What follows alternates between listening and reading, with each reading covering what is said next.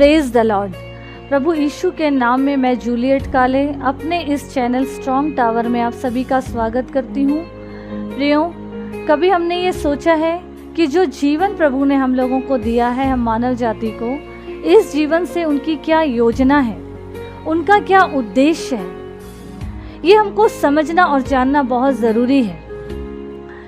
आइए हम वचन में जाएं और वचन में ये सीखेंगे कि प्रभु ने हमें किस उद्देश्य से इस दुनिया में रखा हुआ है। आइए हम वचन मत्ती रचित सुसमाचार उसका 5 अध्याय और उसका 13 पद में देखेंगे कि वचन क्या कहता है कि तुम पृथ्वी के नमक हो। यदि नमक का स्वाद बिगड़ जाएगा तो वो फिर किस वस्तु से नमकीन किया जाएगा?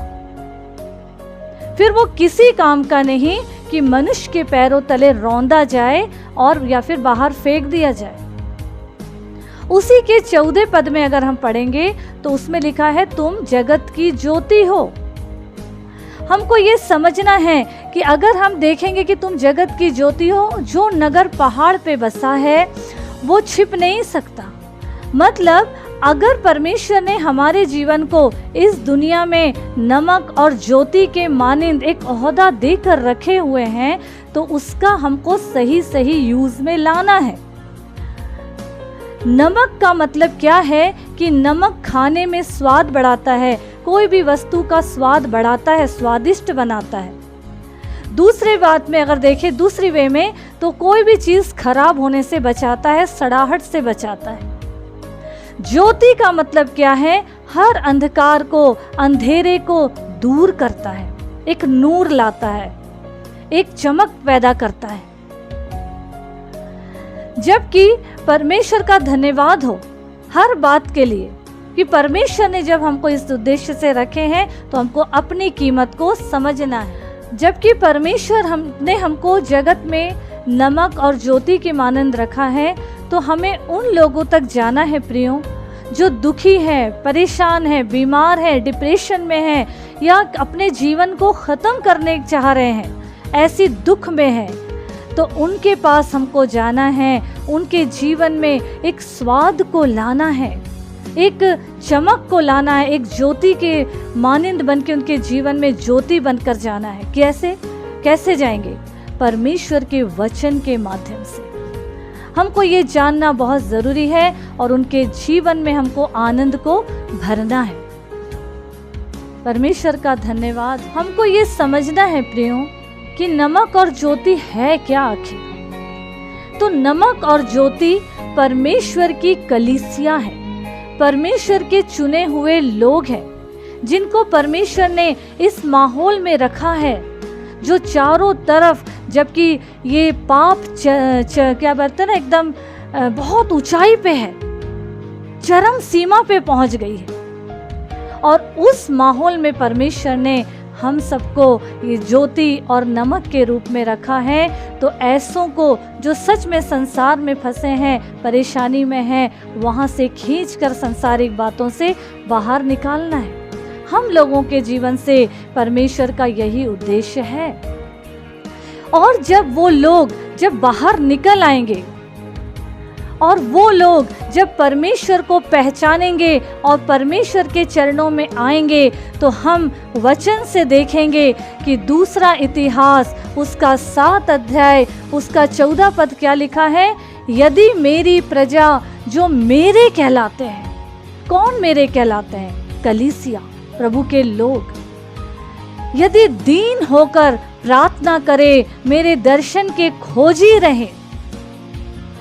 वचन बार बार हमको ये चीज बताता है कि वो अपनी बुरी चाल को छोड़ दे और मुझसे प्रार्थना करे, मेरे चरणों में आए, घुटने में आए, तो मैं उनके सारे परेशानी को, दुखों को दूर कर दूंगा और उनको फिर से ज्यों का त्यों कर दूंगा, पहले जैसे।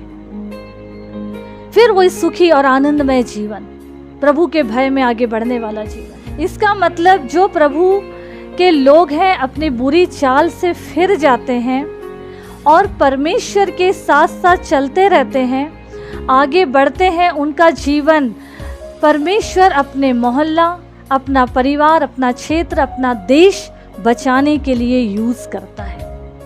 लेकिन हमको ये जानना और समझना है कि जो लोग पाप में डूबे हैं और जो लोग परमेश्वर से दूर हैं और परमेश्वर और उन पापियों के बीच में खड़े रहने के लिए, नाके में खड़े रहने के लिए या उन दोनों के बीच में खड़े रहने के लिए कोई तैयार तो हो। परमेश्वर और उन पाप की जगत में, पापियों के बीच में, परमेश्वर के बीच में नाके में खड़े रहने के लिए, जिस तरह मूसा इज़राइलियों और परमेश्वर के बीच में खड़ा था और परमेश्वर का क्रोध जब इज़राइलियों पे भड़का था, लेकिन मूसा की वजह से वो उनके क्रोध हट गया। उसी तरीके से हम सबको जो नमक और ज्योति के मानिंद इस दुनिया में है प्रियो, हमको ये समझना है कि परमेश्वर का वचन यही स्केल 22 अध्याय उसका 30 पद में लिखा है, और मैं उनमें ऐसा मनुष्य ढूंढ रहा हूँ जो नाके में खड़ा रहे। तो आज हमको ये समझना है कि जो उद्देश्य परमेश्वर का हमारे जीवन से था, नमक और ज्योति के मानिंद जो परमेश्वर ने हमको रखा है, तो क्या हम उन भटके हुए लोग और परमेश्वर के बीच में खड़े रहने के लायक हमारा जीवन है क्या? अगर है तो हम उस नमक और ज्योति के ओहदे में जो परमेश्वर ने हमको दिया है, हमारा जीवन उसमें कारगर होगा, कामयाब होगा, जो कि परमेश्वर ने जो ओहदा हमको दिया है। तो हमको ये जानना है और समझना है कि और उन लोगों को आग में से झपट कर संसार से बाहर निकालना है और अपने जीवन को, जो प्रभु ने हमको इस पृथ्वी में एक स्वाद के रूप में, एक उजाले के रूप में रखा है, तो उन लोगों के जीवन में भी उजाले को भरते हुए, स्वाद को भरते हुए, उनके जीवन को भी प्रभु के नज़दीक लाते हुए प्रभु की महिमा का कारण बनाते चले जाना है। प्रभु यीशु इस वचन के द्वारा हम सभी के जीवन को बहुतायत की आशीष दे। आमीन, आमीन।